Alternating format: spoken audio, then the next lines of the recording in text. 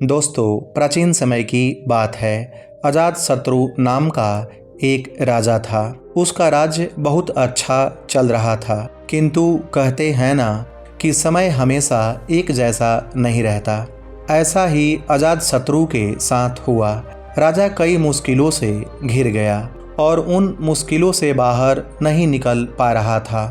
उसने कई युक्तियां अपनाई लेकिन असफल रहा। एक दिन उसकी मुलाकात एक तांत्रिक से हुई।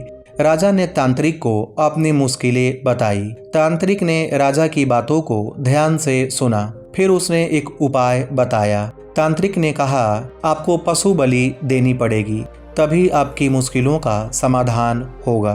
पहले तो राजा काफी सोच विचार में पड़ गया, लेकिन उसे जब कोई भी रास्ता न दिखा तो उसने तांत्रिक की बात मान ली। तांत्रिक के द्वारा कहे गए अनुसार एक बड़ा अनुष्ठान किया गया।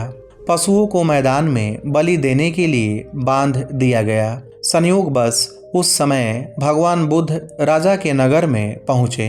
वे उसी स्थान से गुजर रहे थे जहां पर राजा ने अनुष्ठान कराया था। भगवान बुद्ध ने जब देखा कि निर्दोष पशुओं की बलि दी जाने वाली है तो वे राजा के पास गए और बोले, राजन, आप इन निर्दोष पशुओं को क्यों मारने जा रहे हैं?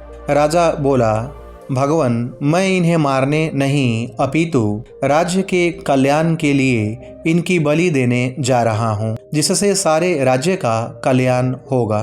भगवान बुद्ध बोले, क्या किसी निर्दोष जीव की बलि देने से किसी का भला भी हो सकता है? थोड़ा सा रुककर भगवान बुद्ध ने जमीन से एक तिनका उठाया और राजा को देते हुए बोले, इसे तोड़कर दिखाओ। राजा ने तिनके के 2 टुकड़े कर दिए। फिर बुद्ध बोले, इसे अब पुनः जोड़ दो। राजा बोला, भगवान, यह आप कैसी बातें कर रहे हैं? इसे तो अब कोई भी नहीं जोड़ सकता।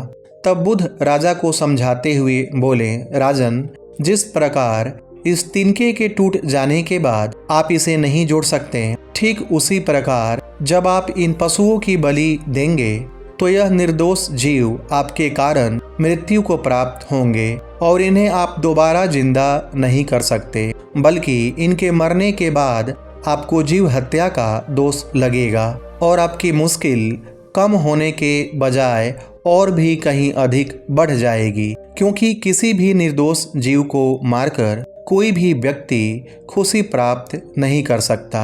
आपकी समस्या का हल निर्दोष जीवों को मारने से कैसे हो सकता है? बुद्ध ने पुनः कहा, जरा सोचिए, आप राजा हैं, आपको सोच विचार कर निर्णय लेना चाहिए।